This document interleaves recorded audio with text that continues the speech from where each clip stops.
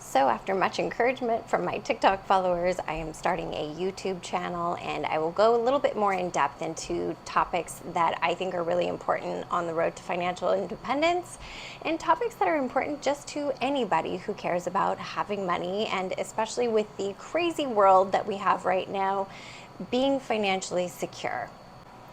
So let's just dive into it. Today's topic is house hacking. This is my one all-time favorite way of getting yourself financially fit. And this topic, if you have never heard of it, is such a cool concept. And I first heard about it reading a book by Craig Curelop, and I will link it down below. It is such a fantastic idea that anybody can do, and you can get so good at it that you get to the point where you are able to live for free.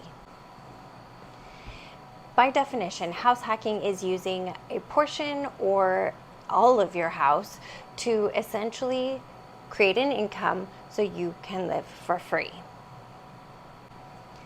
Now, most of us are familiar with this in terms of having a roommate or renting out maybe our garage or something to someone, but house hacking gets so much more intricate than that, and you can really create a situation where you are able to save on your housing expense, which is for most people the number one expense that they have. It is the largest expense that we have. So let's start with the most simple way of house hacking, and this is what most people are familiar with. You rent out a room to somebody. You have a roommate. So you go to rent an apartment. Instead of renting a one-bedroom apartment, you rent a two-bedroom apartment for slightly more. You rent out that second bedroom, and it cuts down on the rent that you pay. And I have a way I like to do this, which is actually my favorite way to house hack, but I'm going to share it at the very end. So you could rent out to a roommate, or if you're going to buy a house, consider buying a house that has more than one unit. So your traditional home loans will actually cover homes that are 4 units and smaller. So you can buy a single family home, or you can buy a duplex, a triplex, or a fourplex. Now think about it. If you do that, you have the potential to live in one and rent out 3, 2, or 1 other home, potentially completely negating the cost of you living at that property. So if you are in the market for a home, doing this type of thing is an amazing way to start also building a real estate portfolio. You can actually roll into the next house, keep the one that you have, and roll into the next one, therefore building up your real estate portfolio year by year by multiple doors per year. A lot of people have built their real estate portfolios this way. Some people don't necessarily want to have a massive portfolio, but this is just a really creative way for you to live for very little, or even free, or potentially profit from your home. But let's say you're not in the market to buy a house right now. The market is crazy.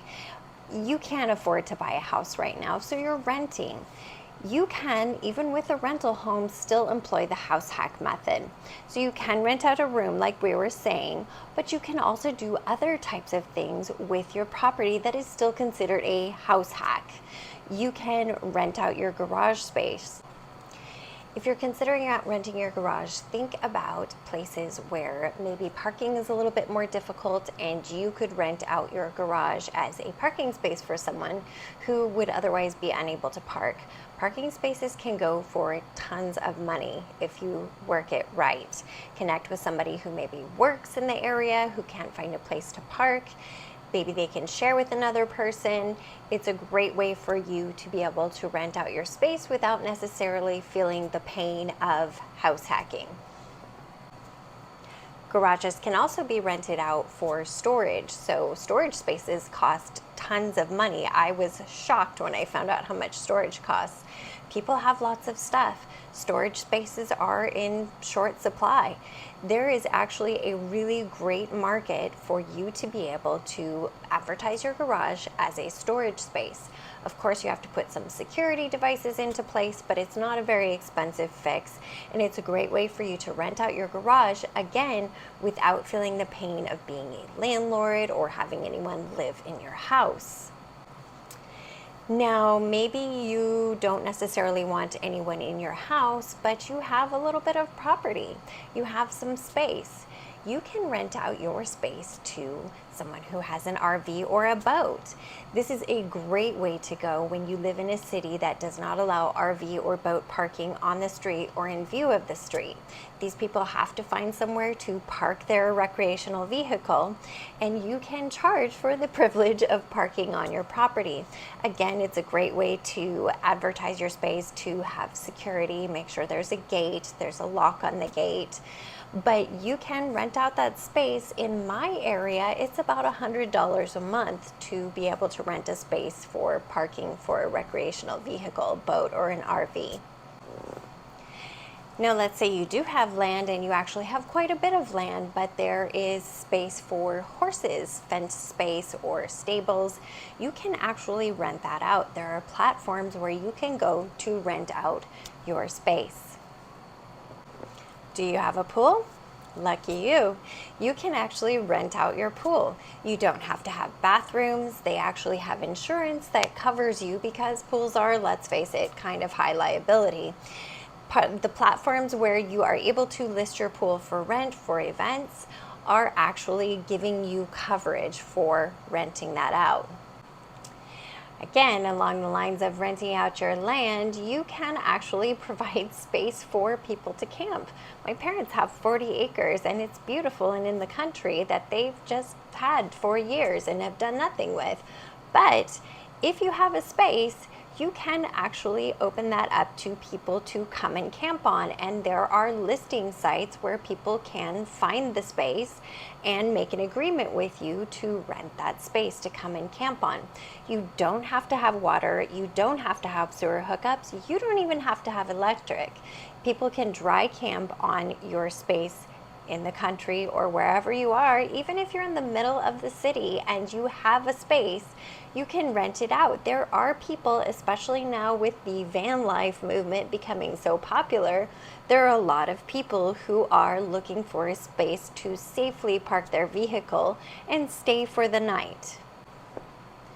If you have a massive amount of land and you want to allow people to keep livestock on it, not just horses for boarding, but a large amount of land, and you want people to be able to keep livestock or actually farm your land, there are websites where you can post your land for lease. This is another great way to take advantage of having this land and being able to profit from it. Your house can be there. It's not going to affect your house. It is just somebody renting your land.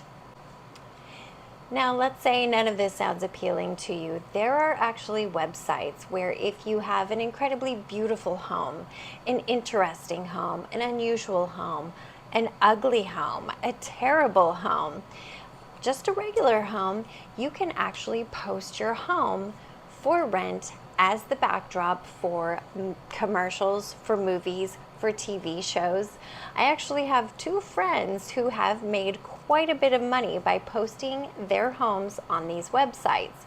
One was paid $5,000 for a 3-day rental for filming a commercial. The other one had a TV show filmed at her house. As they were filming that, the people who saw her house and her family asked her children to start acting in their commercial that they had coming up. And that is kind of the beauty of opening up your home and doing something different, maybe a little bit out of your comfort zone, but it can take you to places that you never knew existed. Now, I wanted to tell you about my very favorite way to get cash flow from your house. And this is one that I personally do to diminish the housing expense that I have from a home that I own And it is one of the best ways to do this because you have a pre-screened group of people who are going to be using your home. These are room rentals, furnished room rentals, but the group is pre-screened. They are only there for short term, not short term like a week, but short term like a few months. You get to decide who does and who doesn't stay in your home. You get to create the contract that allows them to do certain things or not do certain things. And what this is renting your room to traveling medical professionals. So you get to list your room on these specific websites, and there's one in particular that I really like called furnishedfinder.com. And if you're wondering about any of these things that I'm talking about, I have a complete list of house hacks freebie guide for you. I'm going to put the link below. Feel free to check that out. It's an awesome way for you to find some different ways for you to get money from your property, because I guarantee there is at least one, if not two or three, that you could take advantage of. The very cool thing about furnished rooms and sites like Furnished Finder is that these people are pre-screened in terms of they are medical professionals. So they are pre-screened by their travel company, and they are screened by the Board of Nursing or whatever professional board they work for in the state where you're in. And the hospital also does screening on these people. So there's lots of background checking going on for these people. They have short-term assignments, sometimes 1 month, sometimes 2, sometimes 3. You can choose to extend their contract if they want to stay a little bit longer, if they are a good tenant for you, or you can choose to end it and then they would have to move out. So this is an amazing option if you want to have somebody house hacking and helping you pay your mortgage or your rent, to get a really well qualified pre-screened person to stay in your home. This type of house hacking with furnished finders, with traveling medical professionals, because you are providing a furnished room, you can charge more than you would be able to charge to, let's say, just rent out to a roommate. So for me, if I rent out 3 rooms, my entire mortgage, taxes, insurance paid, and I happen to purchase a home that is in an area that has very large homes, so there are way more rooms than we need. So if you are on a journey to financial independence or getting to a place of financial security, start thinking about your big expenses and how you can decrease that expense to make yourself more financially solvent, especially if things are going to get hairy coming up. Be prepared. Be prepared by diminishing your expenses as much as you can and increasing your income as much as you can. And I will have so many more episodes for you on the different things that I am doing to increase my income and decrease my expenses. Make sure you like and follow. And if you want, give me a follow at The Retired RN on TikTok. And I love to bring you everything I can with lots of information. And I will see you tomorrow.